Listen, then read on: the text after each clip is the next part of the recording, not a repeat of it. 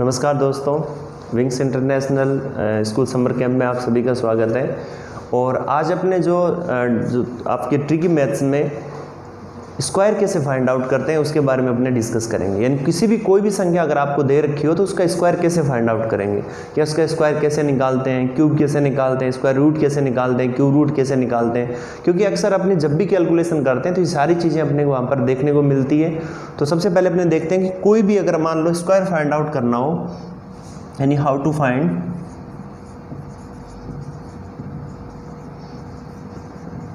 Square of any number. यानी कोई भी संख्या आपको दे रखी हो उसका आपको वर्ग निकालना हो तो आप उसको वर्ग कैसे निकालोगे या कैसे फाइंड आउट करोगे। जैसे मान लो मैंने लिया 21 या मैंने लिया 14 का स्क्वायर है, मैं इसको लिख देता हूँ 196, है ना। अब आप लोग सोच रहे होंगे कि 196 कैसे आ गया। या मैं अदर कोई भी एग्जांपल, जैसे मान लो फॉर एग्जांपल मैंने लिखा 26 और इसका मैं स्क्वायर कर देता हूँ, यह आपका हो गया 676, है ना। तो किसी भी नंबर का अगर मैं स्क्वायर लेता हूँ तो स्क्वायर में अगर आपको फाइंड आउट करके यहाँ पर लिख देता हूँ तो आप सोच रहे होंगे भी इतनी जल्दी आप कैसे इनको कर रहे हो। तो इनका करने का कई प्रोसेस होता है। आप एक चीज़ हमेशा ध्यान में रखना कि जैसे मान लो मैंने 14 का स्क्वायर किया, ठीक है, तो 14 का मुझे स्क्वायर करना था तो सबसे पहले मैं क्या करूँगा, इसका स्क्वायर कर देता हूँ। एक का स्क्वायर आपका कितना हो गया 1, लेकिन आपको ध्यान में रखना है कि हमेशा 2 डिजिट लिखनी है। अगर एक संख्या अगर आ रही है, कोई भी डिजिट आ रही है तो उसके साथ में क्या लगा दोगे, पहले 0, बाद में नहीं। कहाँ लगाना है, पहले 0 लगाना है, ठीक है। यहाँ पर देखो 4 का स्क्वायर कितना होता है आपका 16, है ना। तो यहाँ 0 लगाने की जरूरत नहीं कि ऑलरेडी कितनी डिजिट है, 2 डिजिट है। फिर अब आपको क्या करना है, पहली स्टेप आपकी क्या थी, पहली स्टेप में कि 2 जो संख्याएं आपको जो दे रखी थी उनका इंडिविजुअली अपने स्क्वायर करके इनको लिख दिया। और ये आपका सिंपल है, जैसे 2 का स्क्वायर करना, 6 का करना, 7 का, 8 का, ये आपको पता है, ठीक है। तो आप क्या करोगे, 1 का स्क्वायर आपका कितना हो गया 01, 4 का कितना हो गया आपका 16। अब नेक्स्ट स्टेप आपको क्या करनी है कि इन दोनों का मल्टीप्लाई कर देना है। ये जो दोनों संख्याएं दे रखी है इनका मल्टीप्लाई कर देना है और फिर बाद में इनको किसके साथ मल्टीप्लाई कर देना है, इस 2 के साथ में भी बाहर आते वक्त। तो 1 × 4 यानी 1 × 4 4 × 2 कितना हो गया आपका 8, यानी कितना हो गया आपका 8। तो आप क्या करोगे, आप कहोगे सर इनको जब हमने मल्टीप्लाई किया तो ये तो संख्या कितनी आ गई 8। इस 8 का क्या करेंगे, तो इस 8 को अपने क्या कर देंगे, ऐड कर देंगे। लेकिन ध्यान में रखना ऐड कहाँ करेंगे, यानी इस 8 को अपने क्या लिख देंगे 08 लिख देंगे, आप यूँ मान के चलो। अब इसको इस संख्या में ऐड करना है ना। ये संख्या मान लो ये आपकी कितनी थी, ये आपका 01 था, ठीक है। मुझे इसको ऐड करना है तो मैं ऐड कहाँ करूँगा इसको, आप इस साइड से एक डिजिट छोड़ के इनको ऐड करोगे। तो मैं यहाँ क्या लिख दूँ 0, यहाँ क्या लिख दूँ मैं 8। तो आपका इनको अब आप जोड़ लो, कितना हो गया 6, ये कितना हो गया 9, ये कितना हो गया आपको 1 और ये कितना हो गया 0 का वैसे भी पहले कोई एग्जिस्ट मतलब नहीं होता। तो आपका आंसर कितना आ गया 196, ठीक है। फिर अपने देखते हैं नेक्स्ट मैं 26 का कैसे किया। तो 26 की जब मैं बात करूँ तो मैं क्या करूँगा कि भाई पहले 2 का, तो 2 का कितना होता है 4। तो मैंने क्या कहा था कि अगर एक डिजिट आ रही हो तो उसके साथ में पहले क्या लगा देना है 0। तो ये कितना हो गया 04।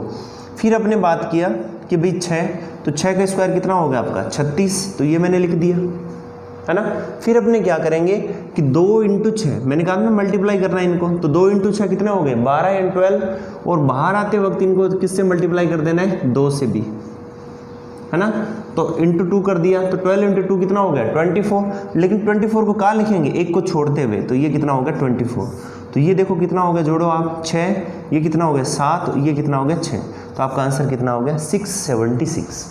यानी किसी भी संख्या का स्क्वायर निकालना है तो आप इस फॉर्मेट का यूज करोगे। क्या करना है, पहले दोनों का अलग अलग स्क्वायर, एक संख्या लिख देनी है। फिर उसके बाद में आपको क्या करना है कि दोनों का मल्टीप्लाई करके फिर 2 से मल्टीप्लाई कर देना है और उसको ऐड करना है एक डिजिट छोड़ते हुए, है ना। तो इस तरीके से आप इनको फाइंड आउट कर सकते हो। अपने और भी देख लेते हैं। फॉर एग्जाम्पल मैंने लिया 54, ठीक है। आप क्या करोगे, अभी मैंने आपको बताया था कि 5 का कितना हो गया आपका 25 एंड 24, ठीक है। जो 5 का स्क्वायर 24 और जो 4 है उसका स्क्वायर आपका कितना हो गया 16 यानी 16, है ना। फिर आपको सेकंड स्टेप मैंने क्या बताई थी कि 5 × 4 यानी 5 × 4 कितना हो गया आपका 20, और फिर 20 को किससे मल्टीप्लाई करना है 2 से, यानी जस्ट आपको डबल करना है। और कितना हो गया भाई 20, ये मल्टीप्लाई करके फिर 2 से मल्टीप्लाई कर दिया, ये कितना हो गया आपका फिर 20 × 2 कितना हो गया 40। 40 को कहाँ लिखोगे, एक छोड़ते हुए, तो मैं यहाँ क्या लिख देता हूँ 40। ये आपका कितना हो गया 6, फिर कितना हो गया 1, ये कितना हो गया 9, और ये आपका क्या हो गया 2, यानी 2916, यानी 2916 आपका राइट आंसर हो जाएगा। यानी स्क्वायर आपका कितना हो जाएगा इसका 2916। कोई भी संख्या ले लो, जैसे मान लो मैंने लिया 83, इसका मुझे अगर स्क्वायर करना था, है ना, तो 83 का अगर आपको स्क्वायर करना है तो आप क्या करोगे कि सबसे पहले इस 8 का कर लो, कितना हो गया 64, इसका करोगे तो कितना होगा 9, लेकिन मैंने आपको बताया था 9 से पहले क्या लगा देना आपको 0, सिंगल डिजिट नहीं लिखेंगे, डिजिट हमेशा कितने लिखेंगे डबल डिजिट रखेंगे, ठीक है। फिर दोनों का मल्टीप्लाई किया, कितना हो गया 24, 8 × 3 24, 24 का डबल कर देंगे, कितना हो गया 48, 48 को कहाँ लिखेंगे इसको छोड़ते हुए, तो ये आपका कितना हो गया 48।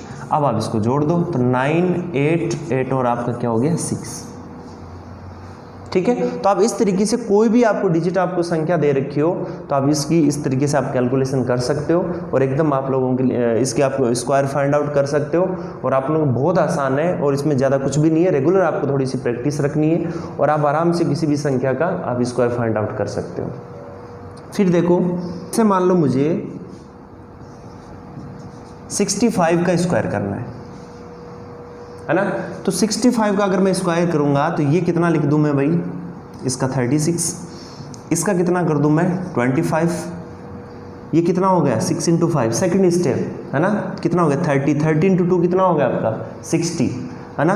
तो 60 इसको छोड़ते हुए यहाँ 60 में कर दूं, तो ये कितना हो गया आपका 5, ये कितना हो गया आपका 2, और ये कितना हो गया 12, 12 का 1 कैरी, ये कितना हो गया आपका 4, ठीक है। तो 4225 आपका क्या हो जाएगा सही स्क्वायर हो जाएगा, यानी जो आपका 65 का जो 65 का जो स्क्वायर है वो कितना हो जाएगा आपका 4225, यानी 4225। अब देखिए, आप किसी भी संख्या के लास्ट में अगर लास्ट डिजिट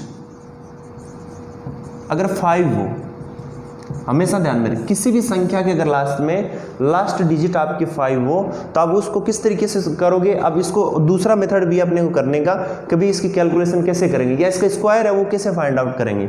तो मैंने क्या किया कि 65 और 65 में लास्ट डिजिट आपकी कितनी है 5, इसका मुझे स्क्वायर करना है ना, एकदम आसान है।